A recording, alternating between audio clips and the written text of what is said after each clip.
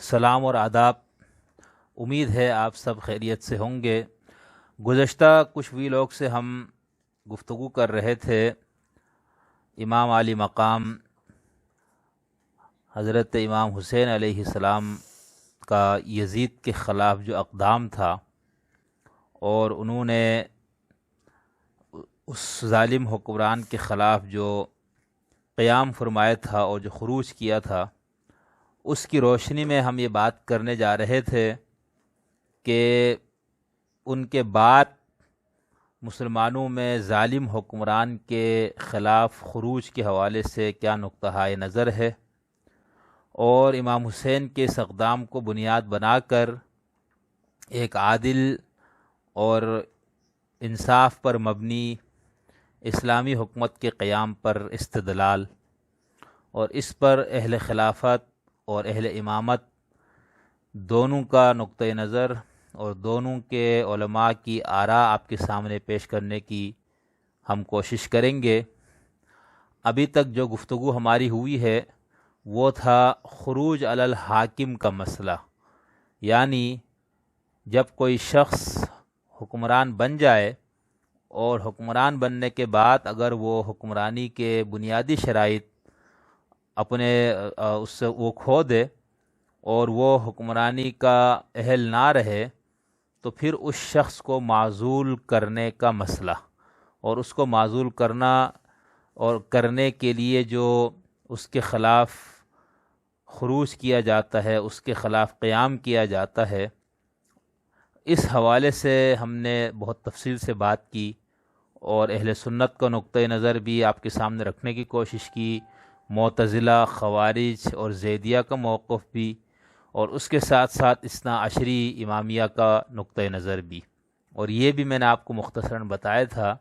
کہ ما قبل خمینی فکر اور ما بعد خمینی فکر میں کیا بنیادی تبدیلی آئی، اور آگے بھی ہم اس پہ بہت ڈیٹیل سے بات کریں گے۔ گزشتہ ویلاگ میں ہم نے آزاد خیال اہل علم کی نمائندگی کے طور پر پاکستان کے اور پورے عالم اسلام اور بلکہ پوری دنیا کے بہت معروف اور فکر اسلامی کو سب سے زیادہ متاثر کرنے والی شخصیت سید ابو العلا مودودی مرحوم کا نقطہ نظر بھی آپ کے سامنے پیش کیا تھا۔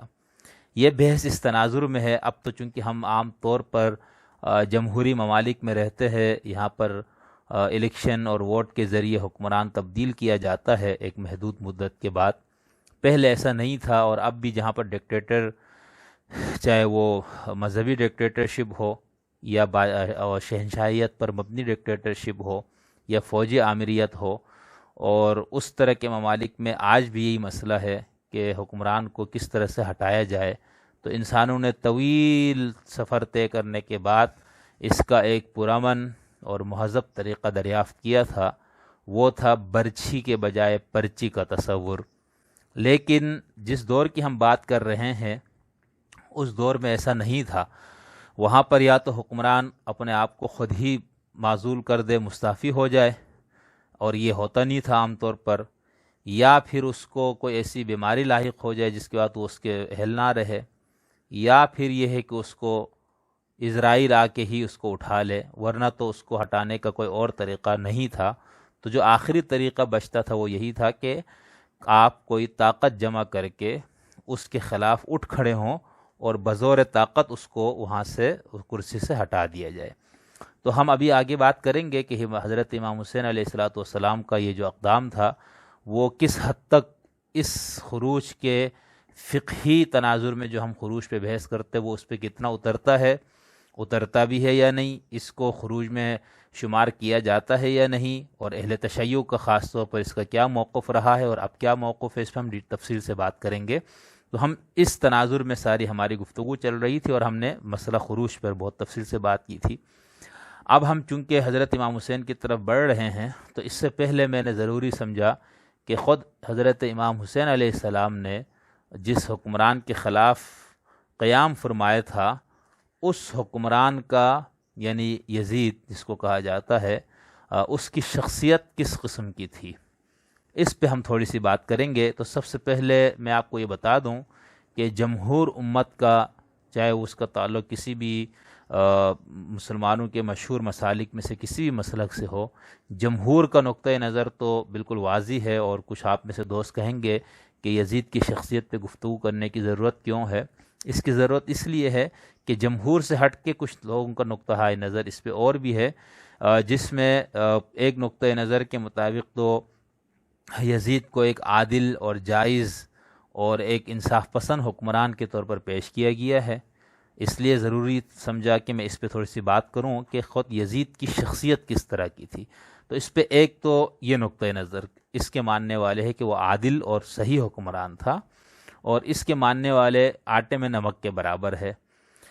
اور دوسرا جو نقطہ نظر ہے وہ ہے فسق یزید کے حوالے سے، کہ وہ فاسق تھا، اور اہل سنت کے اپنے اصول کے مطابق بھی اور باقی مسالک کے اصول کے مطابق بھی وہ حکمرانی کا بنیادی جو اس کی جو صفت ہے یا بنیادی جو شرط ہے اس کو وہ کھو چکا تھا، وہ فاسق ہو گیا تھا۔ تیسرا نقطہ نظر جو ہے وہ یہ ہے کہ وہ کافر تھا، یعنی کفر کا وہ مرتکب ہو گیا تھا۔ تو ان تین نقطہ نظر کی روشنی میں ہم بات کریں گے یزید کی شخصیت کے حوالے سے۔ سب سے پہلے میں ان لوگوں کا نقطہ نظر آپ کے سامنے پیش کرتا ہوں جن کا یہ خیال ہے کہ یزید جو ہے وہ ایک صحیح، جائز اور عادل حکمران تھا، اور اس نقطہ نظر کے ماننے والے لوگ جب بھی یزید کا نام لیتے ہیں تو وہ امیر یزید رحمۃ اللہ علیہ کہتے ہیں، اور ان کا اسی طرح احترام اور عزت سے نام لیا جاتا ہے جس طرح کسی عادل حکمران کا نام لیا جاتا ہے، اور ترحیم بھی اس کے ساتھ لگا کے اس پر رحمۃ اللہ علیہ بھی اس کو کہا جاتا ہے۔ اس نقطہ نظر کے ماننے والوں میں ہمارے ہند و پاک میں کچھ لوگ گزشتہ صدی میں سامنے آئے۔ ان میں سے سب سے پہلی جو شخصیت ہے وہ ہے علامہ محمود احمد عباسی صاحب۔ ان کی کتاب جو ہے وہ خلافت معاویہ و یزید کے نام سے، اور پھر ایک اور کتاب تحقیق مزید علی خلافت معاویہ و یزید ہے، جس کے اندر موصوف نے یہ ثابت کرنے کی کوشش کی کہ یزید جو ہے وہ ایک بہت ہی نیک، پرہیزگار اور عادل حکمران تھا۔ مثال کے طور پر وہ اپنی کتاب کے صفحہ نمبر 171 پر لکھتے ہیں، یہ جو کتاب ہے خلافت معاویہ و یزید، یہ 611 صفحات پر مشتمل کتاب ہے، تو آپ اس سے اندازہ لگائیں کہ اس میں انہوں نے کیا کچھ ثابت کرنے کی کوشش کی ہوگی۔ اس صفحہ نمبر 171 پر انہوں نے ایک ہیڈنگ باندھی ہے خصائل محمودہ۔ اس کے تحت وہ لکھتے ہیں کہ علم و فضل، تقوی و پرہیزگاری، پابندی صوم و صلات کے ساتھ امیر یزید حد درجہ کریم النفس، سلیم الطبع، سنجیدہ و متین تھے۔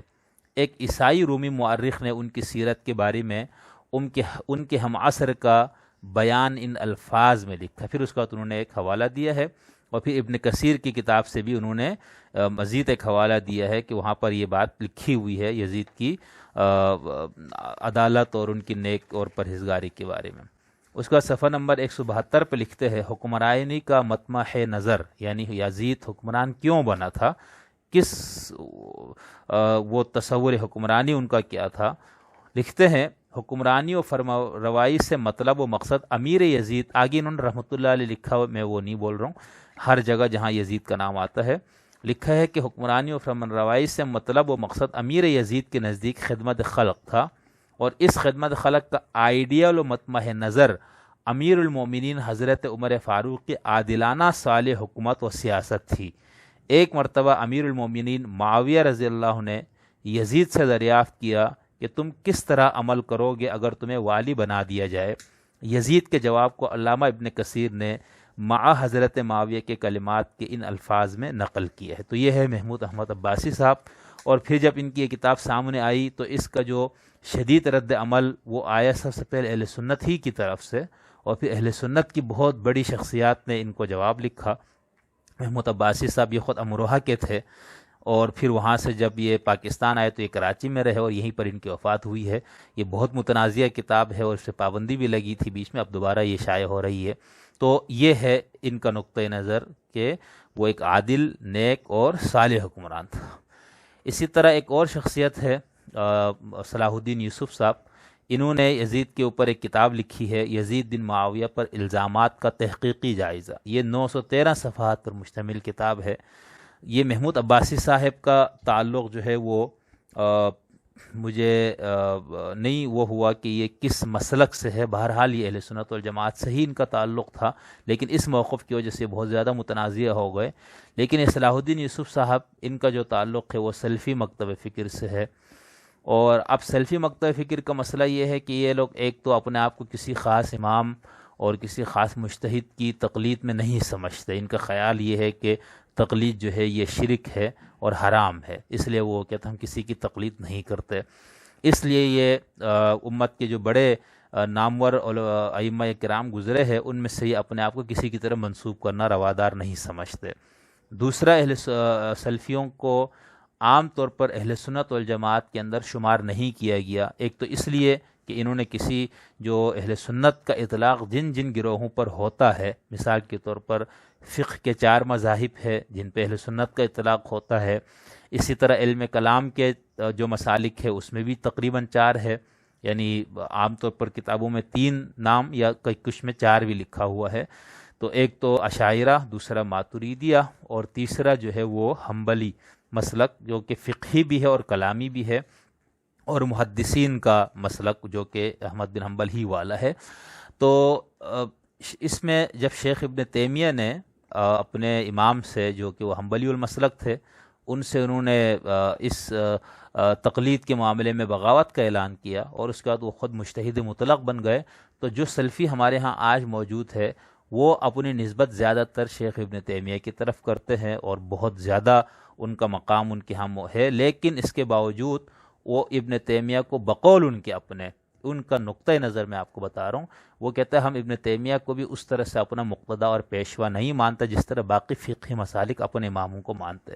لیکن جب آپ عملی زندگی میں آتے ہیں تو پھر آپ کو پتہ لگتا ہے کہ تقلید کے بغیر چارہ نہیں ہے، ایک عامی کے لیے تقلید کے بغیر گزارا نہیں ہے. تو اس لیے پھر ہمارے سلفیوں میں ہر دوسرا بندہ مجتہد مطلق ہو جاتا ہے. تو اس لیے سلفیوں کے نمائندگی کے طور پر کسی ایک شخص کو پیش کرنا یہ تھوڑا سا مشکل کام ہو جاتا ہے. اب مثال کے طور پر یہ جو موصوف جن کا میں نے نام لیا صلاح الدین یوسف صاحب، یہ بہت معروف نام ہے ان کے ہاں، اور ان کی تفسیر بھی سعودی عرب سے چھپتی ہے اردو زبان میں، جو تفسیر تقسیم ہوتی ہے مفت میں، اور پھر ان کے ہاں ان کی بہت شخصیت کا ایک احترام بھی ہے. لیکن اس کے باوجود آپ اگر سلفی مکتب کے مختلف علماء سے بات کریں تو آپ کو مختلف نقطۂ نظر مل جائیں گے. یہاں پر ہم ان کا نقطۂ نظر پیش کر رہے ہیں چونکہ یہ خود سلفی المسلک ہے، اور سلفیوں نے بھی ان کو ابھی تک اپنے مسلک سے نکالنے کا کوئی اعلان نہیں کیا. تو اس کا مطلب ہے کہ ابھی سلفی ہی ہے یہ، ٹھیک ہے، جن کو ہمارے ہاں اہل حدیث کہا جاتا ہے، غیر مقلدین کہا جاتا ہے، عرب دنیا میں ان کو سلفی کہا جاتا ہے، تیمیون کا اطلاق بھی ان پہ مصر وغیرہ میں کیا جاتا ہے. تو ان کا تعلق سلفی مسلک سے ہے. لیکن میں آپ کو بار بار یہ بتا رہا ہوں کہ ہم ان کو سلفیوں کا نمائندہ نہیں کہہ سکتے. سلفیوں کے ہاں جو زیادہ تر یزید کے حوالے سے ایک ہمدردی کا جو رجحان نظر آتا ہے تو اس کی بنیادی وجہ یہ ہے کہ ان کا یہ خیال ہے کہ شیخ ابن تیمیہ نے اس حوالے سے سکوت کا لکھا ہے، یعنی انہوں نے اس طرح سے یزید کی تکفیر اور تفسیق نہیں کی. ہم اس پہ آگے بات کریں گے کہ خود ابن تیمیہ کا جو موقف ہے وہ کیا تھا، اور اس موقف کو سمجھنے کے حوالے سے 2 نقطۂ نظر ہو گئے جس کی وجہ سے یہ مسئلہ ہوا. تو یہ امیر یزید یعنی یہ جو کتاب ہے یزید بن معاویہ پر الزامات کا تحقیقی جائزہ، تو اس کے صفحہ نمبر 32 پر انہوں نے ایک حدیث دی ہے کہ حضور نے فرمایا کہ کوئی جو شخص اپنے بھائی کی عزت سے اس چیز کو دور کرے گا جو اسے عیبدار کرتی ہے،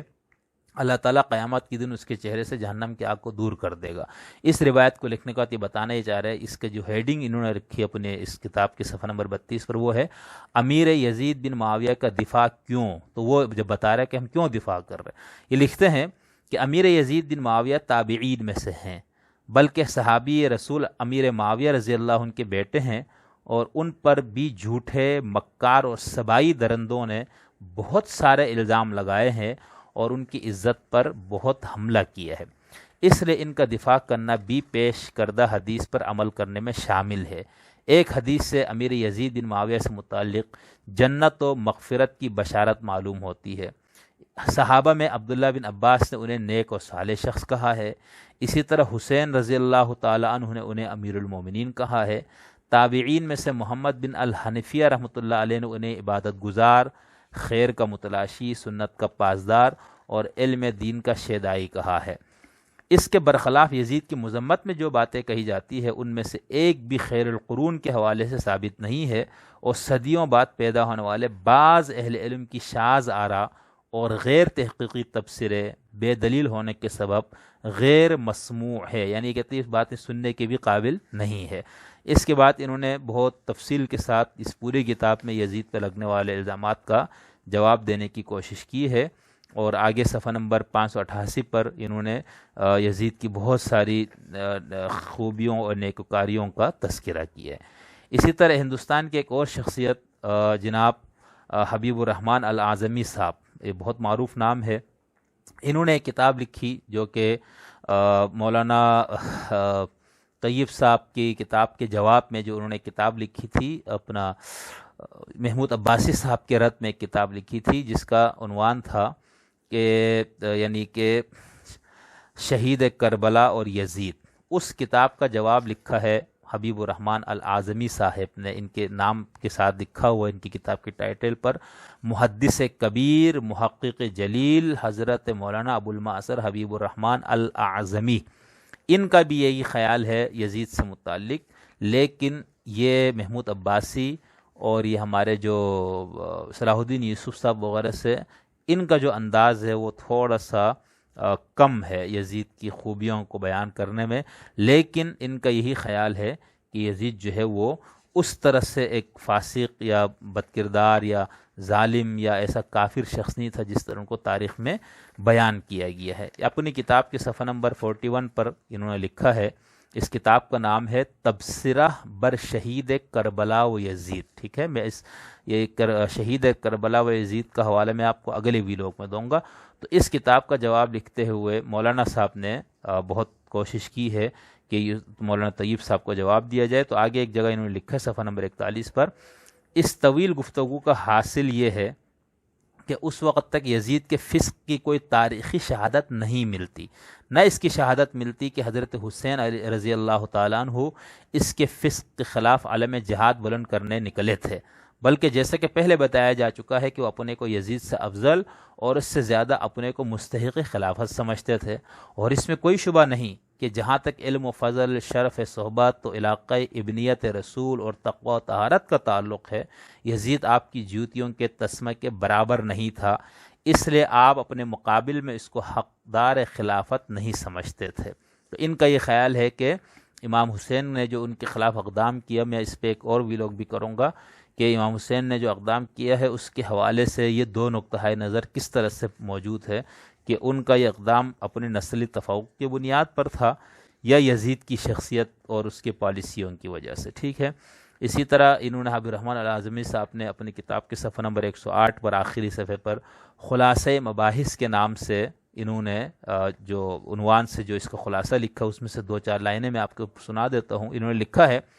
سیدنا حضرت حسین رضی اللہ تعالیٰ عنہ باغی نہیں تھے، نہ ہمارے علم و اعتقاد میں ان کا خروج معصیت تھا، بلکہ وہ اپنے اجتہاد کی روح سے اپنے کو حقدار خلافت سمجھتے تھے، اس لیے انہوں نے یزید کی بیعت نہیں کی اور موقع کا انتظار کرتے رہے کہ صحیح خلافت قائم ہونے کے امکانات پیدا ہو جائے۔ اس کا نمبر 2 پہ لکھا ہے، اس کا کوئی ثبوت نہیں ہے کہ یزید نے حضرت حسین کو قتل کیا یا اس کا حکم دیا یا وہ اس سے راضی تھا۔ نمبر 3 پہ لکھتے ہیں، یزید کافر و مرتد نہیں تھا، بلکہ اس کے فسق کا بھی کوئی لائق اعتماد ثبوت نہیں۔ علماء اعلام نے اس کے مسلمان ہونے کی تصریح کی ہے، اور کسی مسلمان کو بلا ثبوت و دلیل فاسق کہنا جائز نہیں۔ کوئی شہرت جو عینی شاہدوں کی شہادت مبنی نہ ہو لائق اعتماد و حجت نہیں ہے۔ آگے لکھتے ہیں، یزید نہ تو ائمہ علم میں سے تھا نہ ائمہ تقویٰ میں سے، وہ اپنے جیسے دوسرے مسلمان بادشاہوں کی طرح ایک بادشاہ تھا، وہ خلیفہ بھی تھا مگر خلیفہ راشد نہ تھا، اسی لیے سیوطی وغیرہ نے اس کا ذکر بضمن خلفاء کیا ہے، اور ابن تیمیہ نے اس پر لفظ خلیفہ کا اطلاق کیا ہے۔ عقیدہ فسق یزید کا تعلق سنیت سے نہیں ہے۔ اب یہ ہم آگے بات کریں گے، باقی جو بڑے علماء ہیں ان کا خیال یہ ہے کہ ہے بالکل اس کا، لیکن ان کا یہ کہنا ہے کہ فسق یزید کا جو رکھنا ہے کہ یہ فاسق ہے، یعنی